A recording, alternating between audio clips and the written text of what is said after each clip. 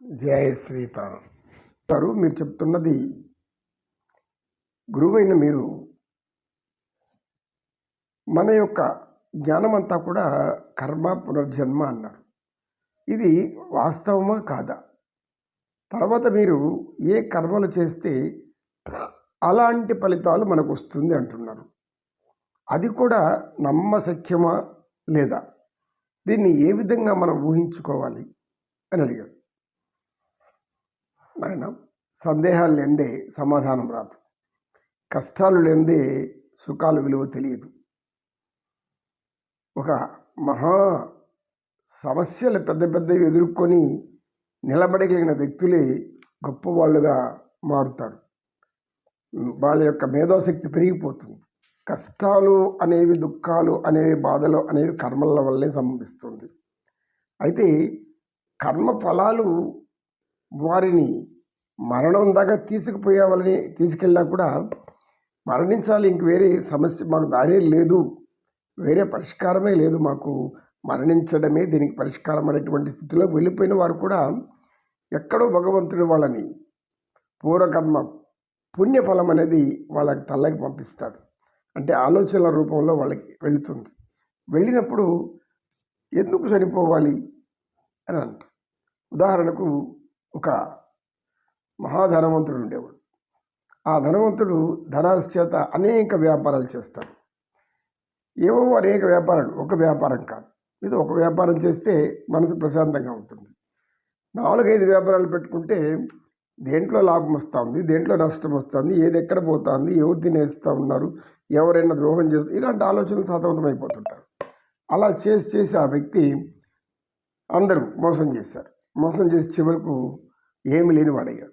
చనిపోవాలని చెప్పేసేటువంటి కోరిక వచ్చేసింది. ఒక పెద్ద బావి దగ్గరికి వెళ్ళాడు.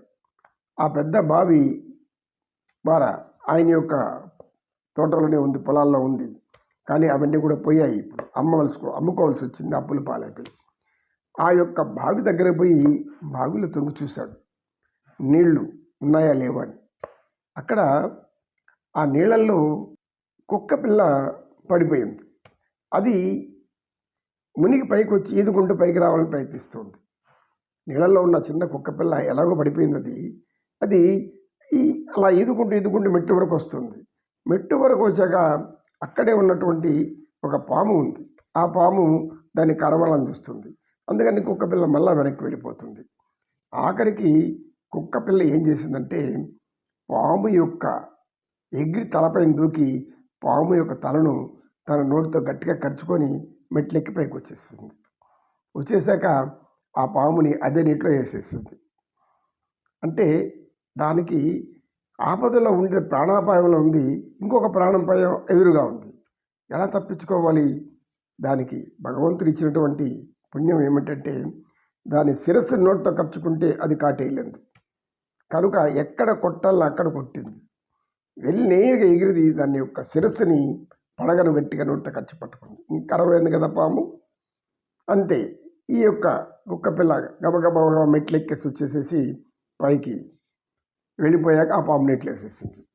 ఇలా అది చూసిన ఆ వ్యక్తి, చిన్న కుక్క పిల్ల ఇంత ధైర్యం చేసి ప్రాణాపాయ స్థితిలో ఉండి కూడా కాపాడుకోవాలని ఇంత ధైర్యం చేసింది కనుక నేనెందుకు బతకూడదు, నేనెందుకు ఏం చేయకూడదు అనేసి అనుకొని ఆ వ్యక్తి ఏం చేశాడంటే వెంటనే వచ్చి అన్నాడు.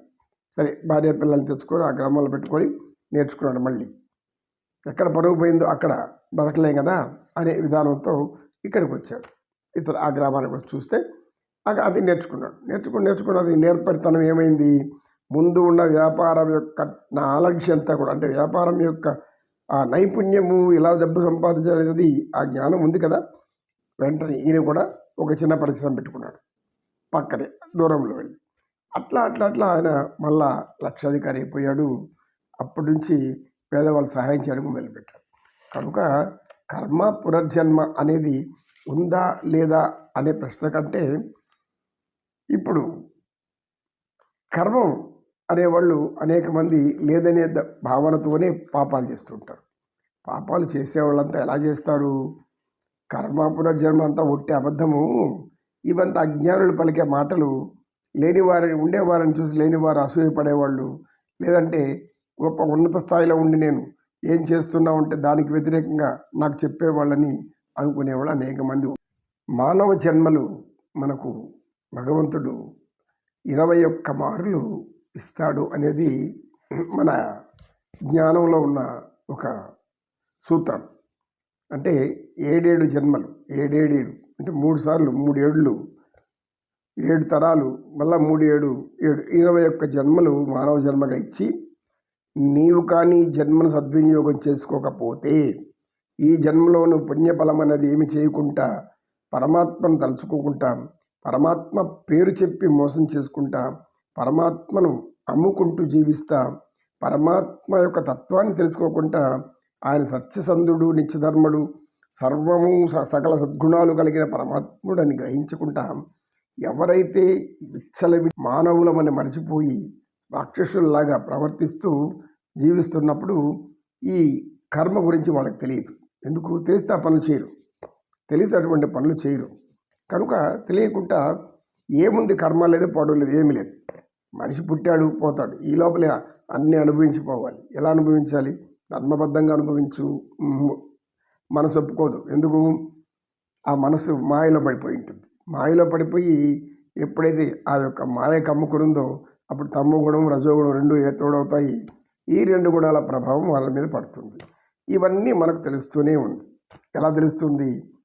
కొందరు సౌమ్యంగా, సాత్వికంగా, మంచిగా, ప్రియంగా, మితంగా ఎవరెవరికి సాయం కావాలో చేస్తూ, అలా అందరి నుంచి మంచితో పలకరిస్తూ, మంచిగా మాట్లాడుతూ, మంచిని కోరుకుంటూ జీవించేవాడు కొంతమంది ఉన్నారు. అలా కాకుండా వంతు సమస్త సన్మంగళాని సంతు. ఓం శాంతి శాంతి శాంతి. ఏతత్ సర్వం శ్రీకృష్ణార్పణమస్తు. ఓం తత్సత్. కృష్ణం వందే జగద్గురు.